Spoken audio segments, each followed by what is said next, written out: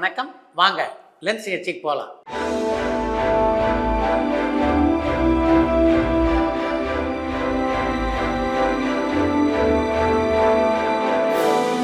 என்னம்மா முதல் கேள்வி? வேட்டையன் மற்றும் விடாமுயற்சிக்கு அப்புறம் லைக்கா அவங்களோட மூவி ப்ரொடக்ஷன்ஸ் மற்றும் கிரிக்கெட் உரிமைகளை ஷட் டவுன் பண்ண போறாங்க அப்படின்ற செய்தி உண்மையா?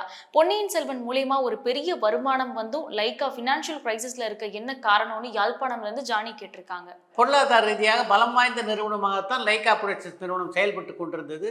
அப்படிப்பட்ட நிறுவனத்தை பற்றி இப்படி தொடர்ந்து செய்திகள் வெளிவந்து கொண்டிருப்பது உண்மையிலேயே வருத்தத்தை தருது. இப்படிப்பட்ட செய்திகள் தொடர்ந்து வந்த நிலையிலும் லைக்கா புரொடக்ஷன்ஸ் நிறுவனத்திலிருந்து அதற்கான விளக்கமோ அல்லது மறுப்போ வராது தான் எனக்கு மிகப்பெரிய ஆச்சரியமாக இருக்கிறது. கல்கில கமல் நடிச்சிருக்காருன்னு தெரிஞ்சும் தமிழ் மக்கள் கிட்ட புஷ்பா 2க்கு இருக்கிற எதிர்பார்ப்புல பாதி கூட கல்கி படத்துல இல்லையே, அதுக்கு என்ன காரணம்? ஒருவேளை இது சயின்டிஃபிக் ஃபியூச்சரிஸ்டிக் மூவி அப்படின்றதுனாலயான மட்டக்களப்புல இருந்து மயூரன் கேட்டிருக்காங்க. கல்கி திரைப்படத்தினுடைய விளம்பரங்கள்ல அமிதாப் பச்சனுக்கும் பிரபாஸுக்கும் கொடுக்குற முக்கியத்துவத்தை அவங்க கமல்ஹாசனுக்கு கொடுத்ததாக தெரியல.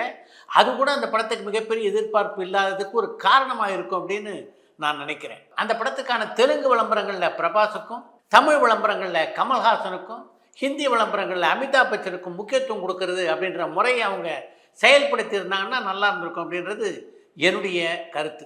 லைக்கா நிறுவனம் மூடப்பட போறதா தகவல் வருதே, அது உண்மையான? கோவைப்புத்தூர்ல இருந்து பாபு கேட்டிருக்காங்க. இது போன்ற செய்திகள் தொடர்ந்து பல மாதங்களாக வந்து கொண்டிருக்கின்றன. ஆனாலும் அதை பற்றி எந்த கவலையும் இல்லாமல் அந்த நிறுவனம் செயல்படுவது எனக்கு ஆச்சரியமா இருக்கு. சிங்கம் படத்துல பார்த்த ஹரிய ரத்னம் படத்துல பார்க்க முடியலையே, மீண்டு வருவாரான்னு தோரணமலையில இருந்து செண்பகராமன் கேட்டிருக்காங்க. ரத்னம் படத்தை விடுங்க, சிங்கம் 3லயே ஹரியை பார்க்க முடியலையே.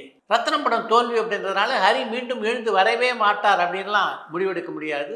சினிமா உலகத்தை பொறுத்த வரைக்கும் இது போன்ற வெற்றி தோல்வி எல்லா இயக்குனர்களும் ஒரு காலகட்டத்தில் சந்தித்து தான் ஆக வேண்டும். ஹரியை பொறுத்த வரைக்கும் அவர் ஒரு திறமையான இயக்குனர் அப்படின்றதுனால நிச்சயமாக அடுத்த ஒரு மிகப்பெரிய வெற்றியை கொடுக்கறதுக்கு எல்லா வாய்ப்பும் இருப்பதாகவே நான் நினைக்கிறேன். பானுபிரியா இப்போ படங்கள்ல நடிக்கிறாங்களான்னு கோயம்புத்தூர்ல இருந்து கனகரத்னம் கேட்டிருக்காங்க. பானுபிரியா இப்போ எந்த தமிழ் படத்தில் நடிக்கிற மாதிரி தெரியல. அவர் ஏற்று நடிக்கின்ற பாத்திரங்கள் இப்போதுள்ள தமிழ் படங்களில் பெரும்பாலும் அமையாதது கூட அதுக்கு ஒரு காரணமாக இருக்கலாம். சார், கல்கி படத்தோட ட்ரெய்லரை பாத்தீங்களா? அதுல கமல்ஹாசனோட லுக்கை பத்தின உங்களோட கருத்து என்ன? அந்த ட்ரெய்லரை பத்தின கருத்து என்னன்னு சென்னையில இருந்து கௌஷிக் கேட்டிருக்காங்க. கல்கி படத்தினுடைய ட்ரெய்லரும் வித்தியாசமா இருக்கு. அதுல கமல்ஹாசனுடைய தோற்றமும் ரொம்பவே வித்தியாசமாக இருந்தது. ஆனாலும் அந்த ட்ரெய்லர்ல இன்னும் கொஞ்சம் கூடுதல் முக்கியத்துவத்தை கமல்ஹாசனுக்கு கொடுத்துருக்கலாம் அப்படின்றது என்னுடைய எண்ணம். யோகி பாபு ஏன் விளம்பரங்கள் எல்லாம் நடிக்க மாட்டாரு, அதுக்கு என்ன காரணம்னு சென்னையில இருந்து சந்தனகுமார் கேட்டிருக்காங்க. யோகி பாபு விளம்பர படங்களில் நடிக்கவே இல்லை அப்படின்னு சொல்ல முடியாது. ஓரிரு விளம்பர படங்களில் நடிச்சிருக்காரு. பெரிதாக ஒரு விளம்பர படங்களில் நடிக்காததுக்கு முக்கியமான காரணம் அப்படிப்பட்ட வாய்ப்புகள் அவருக்கு வராது தான்.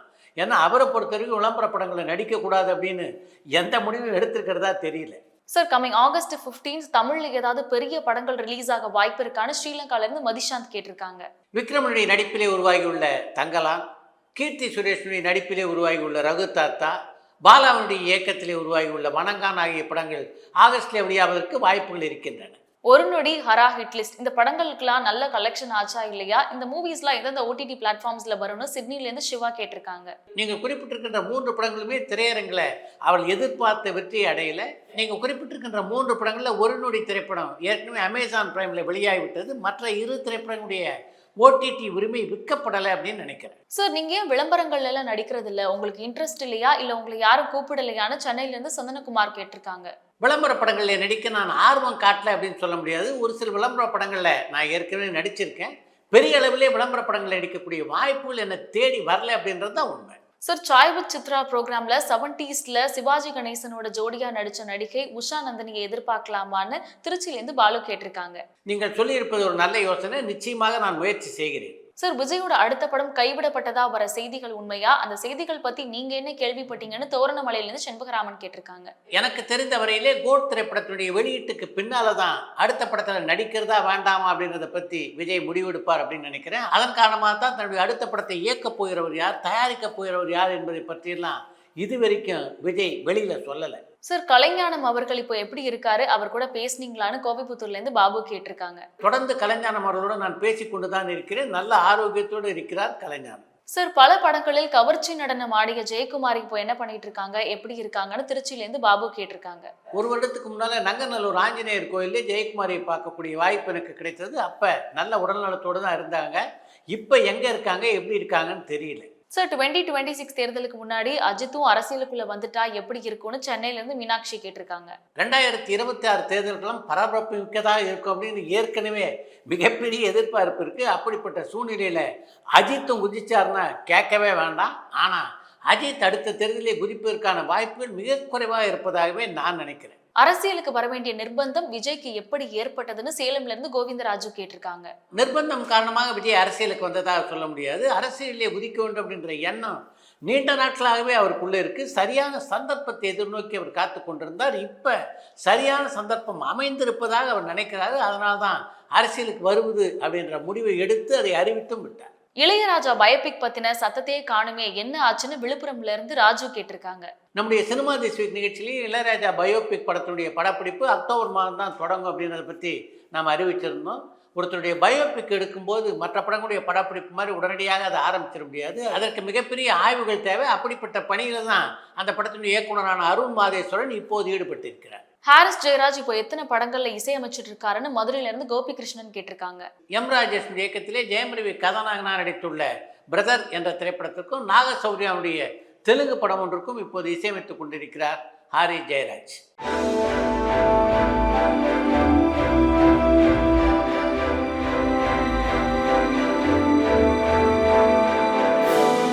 மூவிஸ்ல சாங்ஸ் எல்லாமே குறைஞ்சது, காமெடி ட்ராக்ஸ்லாம் குறைஞ்சது. இப்படியே போயிட்டு இருந்தா வருங்காலத்துல ஹீரோயின்ஸே இல்லாம படங்கள் வரும் போலேன்னு மலேசியால இருந்து சிவனேஷ் அருணாச்சலம் கேட்டிருக்காங்க.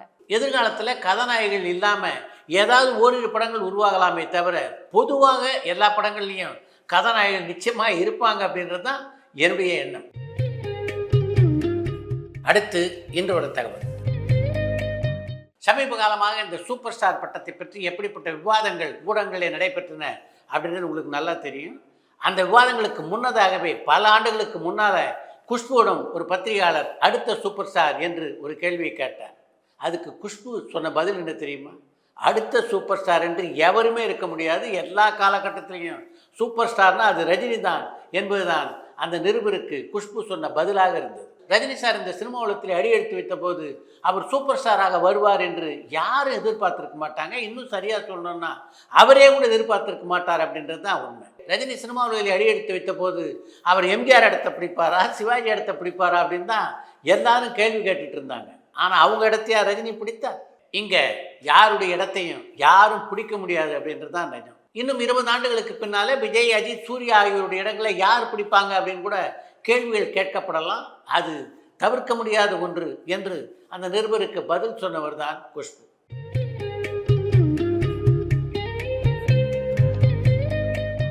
இத்துடன் இந்த லஞ்ச் நிகழ்ச்சி நிறைவு பெறுகிறது. மீண்டும் அடுத்த லஞ்ச் நிகழ்ச்சியிலே சந்திப்போம்.